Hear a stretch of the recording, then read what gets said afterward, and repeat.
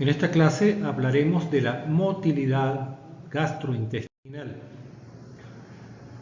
Hablaremos de las funciones generales de la motilidad gastrointestinal, cómo está inervado el músculo liso, las capas musculares que intervienen en la motilidad y de otros aspectos de la fisiología de la motilidad gastrointestinal. La motilidad gastrointestinal cumple tres funciones. Tiene un efecto de batido y mezcla del bolo alimentario que mejora la digestión y la absorción de los nutrientes. En segundo lugar, produce peristalsis, es decir, una onda progresiva de relajación seguida de contracción cuyo resultado es la propulsión de los alimentos a lo largo del trayecto gastrointestinal. Tercero, la actividad motora de los esfínteres permiten que el estómago y el intestino grueso actúen como reservorios del contenido luminal. Estas funciones dependen de la actividad coordinada del músculo liso, regulada por el sistema nervioso autónomo y las células enteroendocrinas. Hay dos tipos básicos de inervación del músculo liso. El tipo multiunitario. Cada célula recibe información sináptica y hay poco acoplamiento eléctrico intercelular entre las células. En el tipo unitario, no todas las células están conectadas por sinapsis, sino un grupo de células funcionan coordinadamente porque se comunican eléctrica y químicamente a través de brechas de unión. Este segundo tipo de organización es propio del músculo liso visceral. Las distintas regiones del tracto gastrointestinal tienen diferentes tipos de contracción. En la primera clase señalamos que la capa muscular externa es una de las 4 capas que conforman la pared del tracto gastrointestinal. La capa muscular externa está compuesta por dos estructuras diferentes del músculo liso, una circular y una longitudinal. La contracción del músculo circular tiene como efecto la reducción en el diámetro y se acompaña del aumento en la longitud de un segmento intestinal.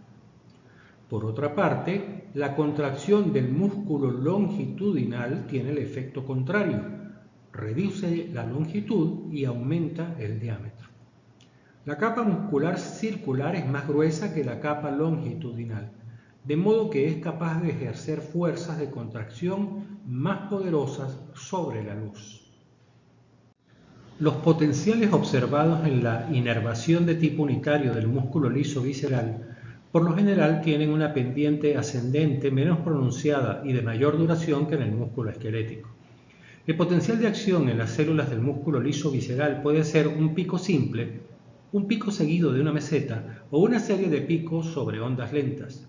Estos potenciales dan lugar a que algunos músculos, como los que se encuentran en el cuerpo del esófago, el intestino delgado y el antro gástrico, se contraen y se relajan en segundos, llamadas contracciones fásicas. Otros músculos lisos, como los que se encuentran en el esfínter esofágico inferior, estómago, los esfínteres iliocecal y anal interno, muestran contracciones sostenidas o tónicas que duran de minutos a horas. La contractilidad rítmica intrínseca del músculo liso depende de potenciales de membrana que pueden oscilar en un rango subumbral a baja frecuencia que se denomina actividad de onda lenta.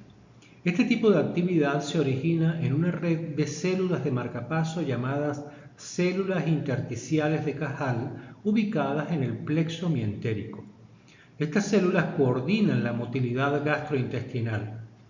Las ondas lentas pueden propagarse por largos segmentos del tracto gastrointestinal a través de las brechas de unión de las células musculares lisas, generando peristalsis, es decir, motilidad relacionada con la propulsión del bolo alimenticio. Hay numerosos problemas de salud relacionados con la disfunción o pérdida de las células de Cajal, como el síndrome de Ogilvy, que es una pseudoobstrucción aguda del cono. También la enfermedad de Hirschsprung o la gastroparesia diabética. Las ondas lentas no alcanzan el umbral del potencial de acción con cada ciclo, por lo tanto no siempre causan contracción del músculo liso. Cuando un potencial de onda lenta alcanza el umbral, los canales de calcio dependientes de voltaje en la fibra muscular se abren. Entra calcio y la célula dispara uno o más potenciales de acción. En el diagrama vemos cómo una onda lenta, al alcanzar el umbral, puede disparar varios potenciales de acción. Las ondas lentas por debajo del umbral de despolarización producen una contracción débil. Esto provoca que el músculo liso no esté completamente relajado, pues hay contracciones basales o contracciones tónicas. Cuando las ondas lentas se despolarizan hasta el umbral de potencial de membrana, se disparan potenciales de acción seguidos por contracciones mucho más fuertes o contracciones fásicas. Cuanto mayor sea el número de potenciales de acción, mayor será la fase de contracción y éstas se suman en una contracción larga o sostenida. La fase despolarizante del potencial de acción refleja la apertura cíclica de los canales de calcio dependientes de voltaje. La corriente inicial de entrada de calcio despolariza aún más la célula y causa que durante la meseta de ondas lentas se abran más canales de calcio dependientes de voltaje, manteniendo el potencial de membrana en el nivel de despolarización. El aumento del potencial de acción en el músculo liso es más lento porque los canales de calcio dependientes de voltaje se abren más lentamente que los canales de sodio en el músculo esquelético y cardíaco. La fase repolarizante de la onda lenta es causada por la apertura de los canales de potasio que producen una corriente de potasio hacia el exterior que repolariza la membrana celular. La repolarización del músculo liso también es más lenta porque los canales de calcio tienen periodos prolongados de apertura y se inactivan lentamente.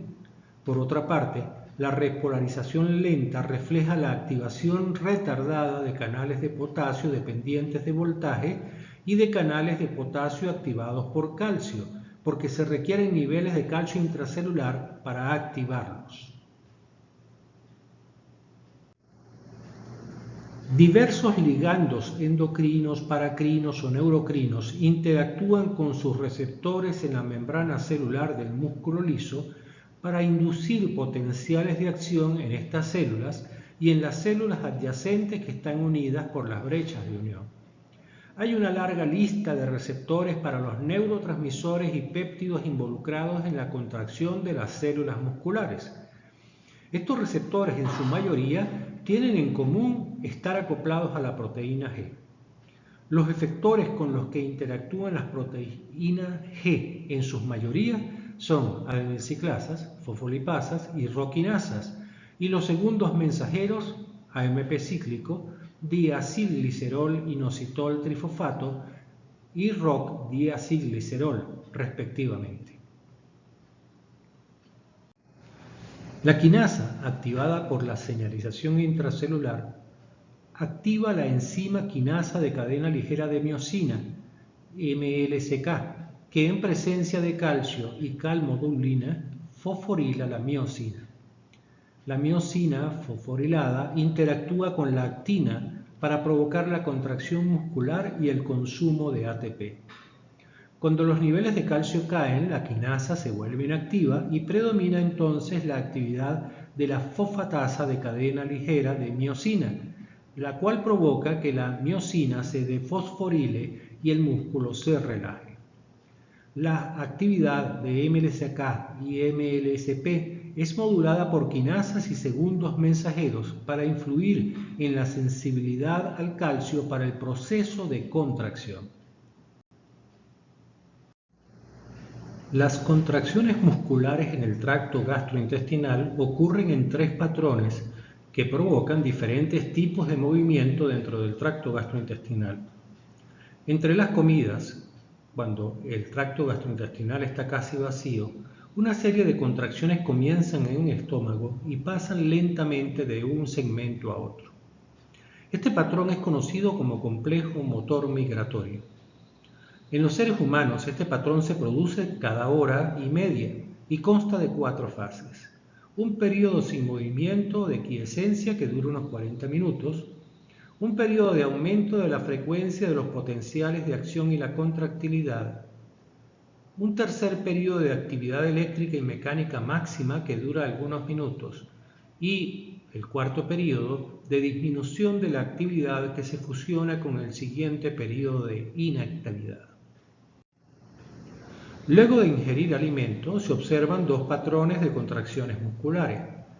Las peristalsis son ondas progresivas de contracción que se mueven de una sección del tracto gastrointestinal a la siguiente.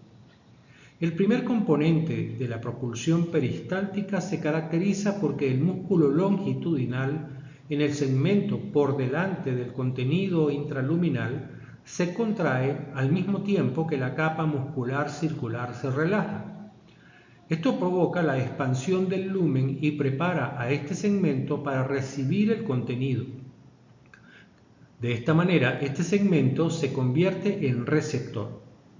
Luego, los músculos circulares se contraen justo detrás del bolo, empujándolo hacia adelante, hacia el segmento receptor, donde el músculo circular aún está relajado. El segmento receptor luego se contrae, continuando el movimiento de avance. Las contracciones peristálticas empujan el bolo entre 2 y 25 centímetros por segundo según el segmento del tracto gastrointestinal y además de impulsar al bolo contribuyen a que los alimentos se mezclen. El plexo mientérico y las células intersticiales de Cajal median el proceso de peristalsis al alternar entre la relajación distal y la contracción proximal de los músculos. El estímulo habitual para el peristaltismo intestinal es la distensión del intestino, es decir, si se acumula una gran cantidad de comida en cualquier punto del intestino, el estiramiento de la pared intestinal puede disparar potenciales de acción. Otros estímulos químicos y físicos pueden iniciar el peristaltismo y también señales nerviosas parasimpáticas. Los nervios aferentes del plexo mientérico transmiten información a las interneuronas dentro del plexo. Las interneuronas se comunican con los nervios eferentes, estimulando un potencial de acción dentro de las células del músculo liso. El plexo mientérico y las células intersticiales de Cajal orquestan en conjunto la propagación secuencial de los potenciales de acción en el músculo longitudinal y circular en dirección oral a voral. En ausencia de plexo mientérico, la peristalsis es muy débil o no ocurre. El tercer patrón de contracción son las contracciones segmentarias. En este patrón, segmentos de 1 a 5 centímetros de intestino se contraen y relajan. Los músculos circulares se contraen mientras que los músculos longitudinales se relajan. Estas contracciones ocurren sin un patrón regular a lo largo del intestino. Este tipo de contracciones son las que producen el efecto de batido que mezcla el contenido intestinal poniéndolo en contacto con el epitelio de absorción. Los segmentos del tracto gastrointestinal están separados por esfínteres conformados por músculos circulares especializados. Estos esfínteres actúan como barreras regulando el movimiento anterógrado y retrógrado del contenido gastrointestinal. El tracto gastrointestinal tiene 6 esfínteres: esofágico, el esofágico superior, esfínter esofágico inferior, pilórico, iliocecal y anal interno de musculatura lisa, y el esfínter anal externo también de musculatura estriada. Un séptimo esfínter está localizado en la unión del conducto biliar común con el duodeno, el esfínter de Oddi. Con la excepción del esfínter anal interno, la función de los esfínteres es evitar el reflujo de contenido intraluminal y crear compartimiento que sirve de reservorio, especialmente el estómago y el colon. La actividad contráctil miogénica, es decir, la actividad contráctil que se inicia dentro del músculo y que no requiere ningún impulso por parte del sistema nervioso, es responsable de mantener el estado de contracción tónica de los esfínteres del músculo liso.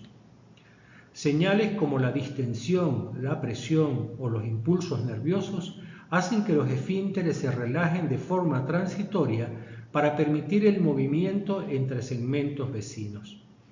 La relajación del esfínter se debe a neuronas motoras esfintéricas inhibitorias, que normalmente están inactivas.